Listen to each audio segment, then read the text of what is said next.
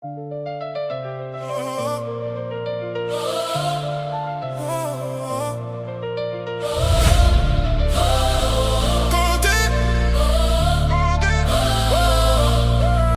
à toutes et à tous, j'espère que vous allez bien. Aujourd'hui, super content de vous retrouver, puisqu'aujourd'hui, on va tout simplement apprendre à faire de la belle tourte de meule 100% levain. Regardez comment c'est magnifique. Une belle couleur de cuisson avec une belle scarification. Regardez comment c'est magnifique.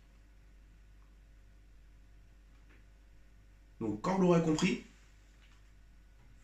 on va tout simplement apprendre à faire de la tourte de meule 100% au levain, 0% de levure. C'est parti. Donc là, c'est parti pour la recette de la tourte de meule au levain.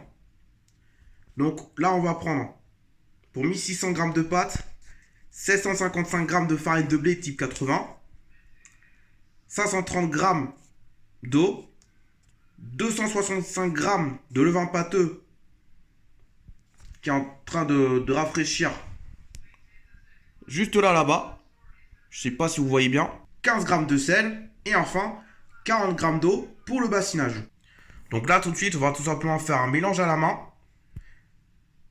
On va faire une autolyse, c'est-à-dire on va mélanger tout simplement l'eau que j'ai mis en dessous et ensuite la farine de blé type 80. Donc vous voyez à quoi ça ressemble. C'est un peu c'est de la farine de meule. Donc on va mélanger l'eau et la farine, pétrir la pâte légèrement et pétrir la pâte légèrement pendant 3 à 4 minutes. Donc là vous voyez l'autolyse est terminée. Donc là bien mélanger la farine et l'eau. Donc là tout de suite on va tout simplement couvrir la pâte d'un torchon et laisser reposer pendant 30 minutes. Donc là, tout de suite, après les 30 minutes d'autolyse, on va rajouter 265 g de levain pâteux.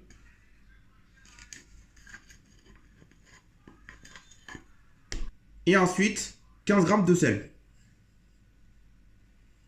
Donc là, c'est parti. On va tout simplement mélanger et pétrir la pâte pendant 15 minutes.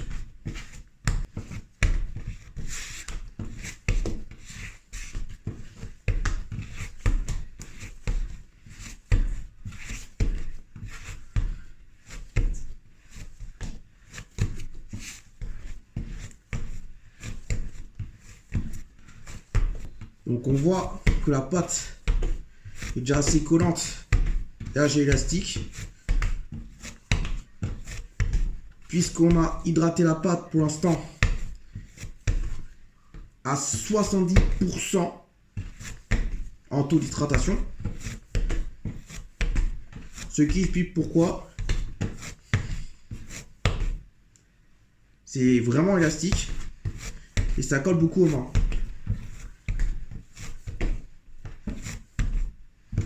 En plus de ça, on voit la densité de la masse de la pâte.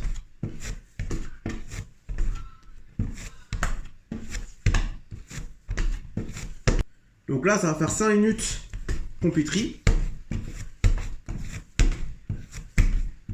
Le réseau glutineux est en train de se mettre en place. Ce qui fait que tout simplement, là, ça ne colle plus en main. Ça colle, mes mains ne collent plus à la pâte.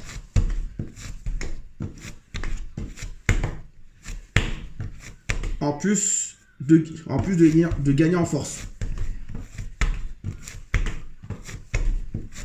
Donc là, comme vous l'aurez compris, j'ai commencé à bassiner la pâte avec 40 g d'eau.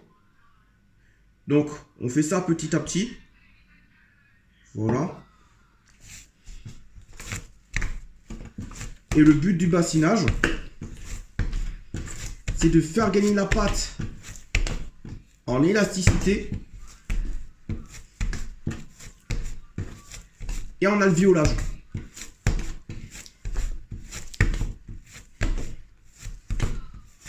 Donc là, il reste 5 minutes de pétrissage. On va continuer à bassiner.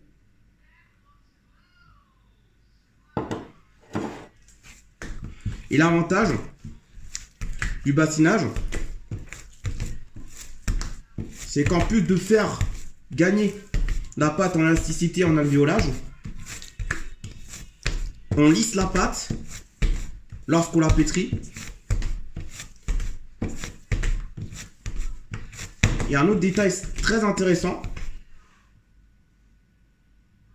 c'est quand si on savait les mains, on a presque plus de pâte aux mains. Donc là, on continue le bassinage. La pâte continue à gagner en élasticité.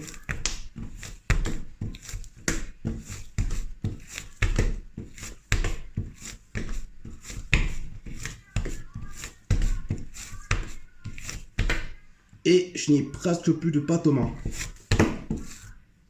La pâte le colle plus aux mains.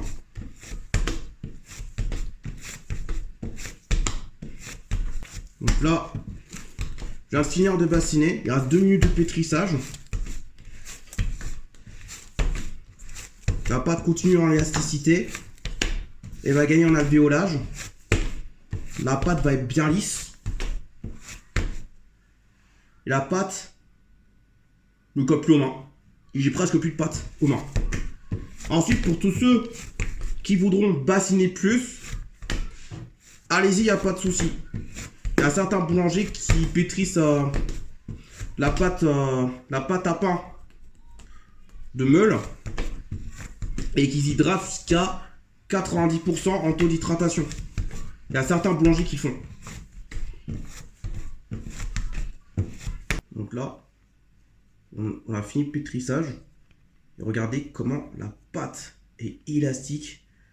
On voit bien qu'on voit à travers.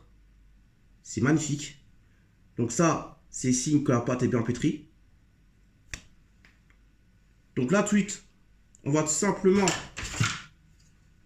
essayer de se corner les mains au maximum.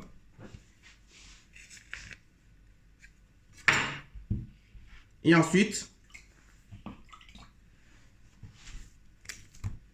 avec un peu d'eau, bouler la pâte. Comme ceci. N'hésitez pas à vous aider d'un coup de pâte comme celui-ci. Pour bien bouler la pâte. Regardez comment elle est bien belle. Bien lisse. On peut même la caresser ou toucher.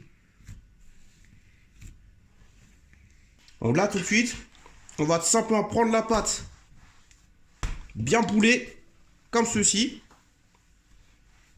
Voilà. Et le mettre dans ce récipient, bien l'huiler.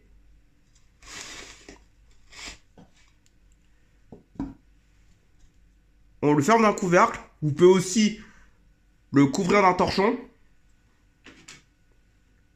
et le laisser reposer dans un premier temps pendant 6 heures. Donc là, il est 17h30. Donc là, on voit que la pâte continue à bien fermenter, à faire son travail de fermentation. Ça colle encore un petit peu. Mais on voit les bulles de fermentation qui sont là. Donc c'est très bon signe. Donc là, tout de suite, on va tout simplement mettre la pâte au réfrigérateur. Et on se dit à demain matin pour la suite. Alors, j'ai pas fait gaffe qu'on est passé à l'heure d'été. On est passé à l'heure d'été. Bref. Donc là, en gros, il est 5h30 du matin. On voit que la pâte a bien fermenté. La fermentation lactique a continué à bien travailler la nuit. Donc c'est super. Donc là, tout de suite, on va tout simplement peser 2 pâtons à 800 grammes. Donc là, après avoir pesé les 2 pâtons à 800 grammes environ, on va tout simplement les laisser se détendre pendant 20 minutes.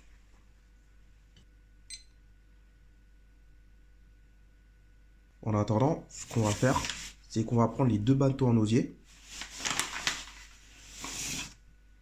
mettre un peu de farine dans le tamiseur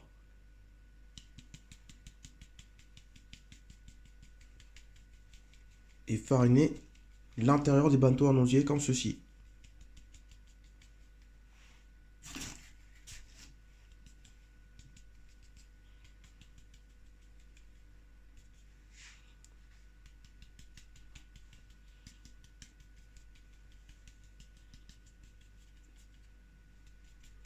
Ensuite, il ne faut pas trop fariner les bâtons en osier, mais de manière suffisante afin que ça ne colle pas. Donc là, c'est parti pour le façonnage. Donc là, on va faire tout simple. On va tout simplement une sorte de rabat. Sauf qu'on va aller plus loin, légèrement plus loin que le milieu du bâton. Et ainsi de suite.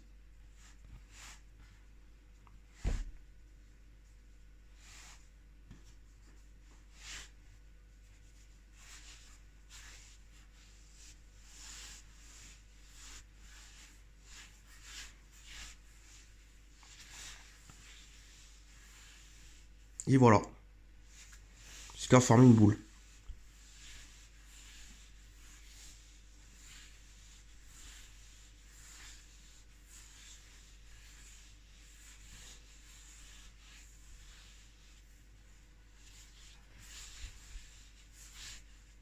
Je vous montre encore une fois. Donc, on va prendre le morceau de pâte. Au lieu d'aller le poser au milieu, on va oser légèrement plus loin. Par exemple ici. Et faire ça tout en tournant la pâte. Là, on voit déjà que la boule est déjà préfaçonnée. Il y a juste à bouler comme ceci.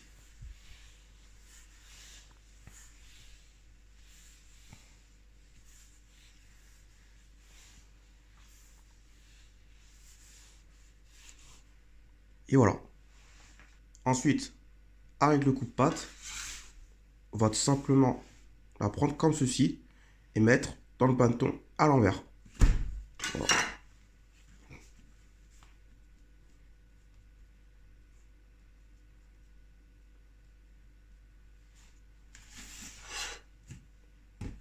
Pareil pour l'autre.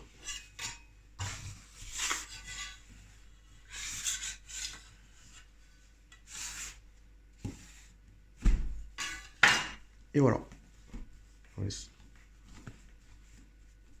Voilà. Ensuite, on va couvrir les deux bâtons d'un torchon et laisser les reposer en après pendant 1 heure. En attendant, préchauffer le four à 250 degrés. Donc là, tout de suite, on va tout simplement mettre les bâtons de tour de meule sur plaque de cuisson.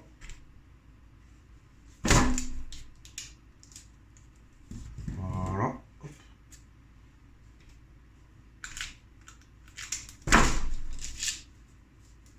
Voilà, faire en sorte de ne pas trop les serrer. Voilà, comme ça, c'est très bien. Ensuite, on va faire très simple. On va faire en scarification. On va faire ça en carré ou en losange. C'est-à-dire qu'on va faire un coup de lame comme ceci. Un coup de lame comme ceci. Un autre coup de lame comme ceci. Et un dernier coup de lame comme ceci. Voilà. Faut que ça soit en carré ou en losange. Je vous montre pour celui-ci.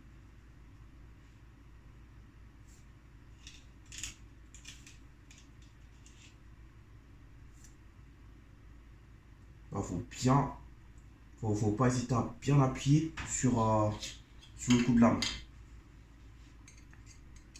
Ensuite, certaines personnes, certains boulangers qui vont faire un petit croix au milieu ou faire des épis blés. Mais je préfère qu'on laisse ça comme ça et voir ce que ça donne à la fin. Donc là, tout de suite, on va tout simplement mettre en cuisson pendant une trentaine de minutes à 250 degrés.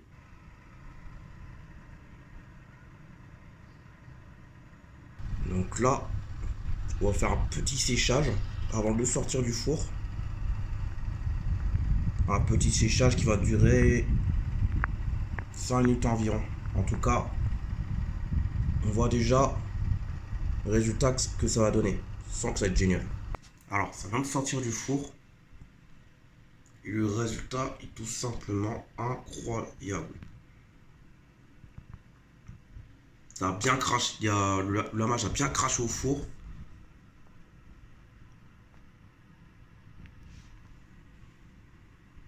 Par contre, bizarrement, c'est moins beau que de ce que j'ai fait la première fois. Je ne saurais comment expliquer, mais en tout cas, le résultat, franchement, je peux être fier. Pareil pour celui-là.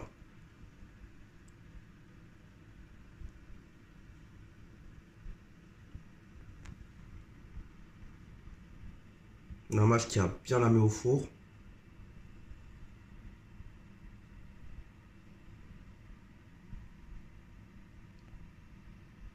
Le pain est bien doré. Le pain est bien cuit.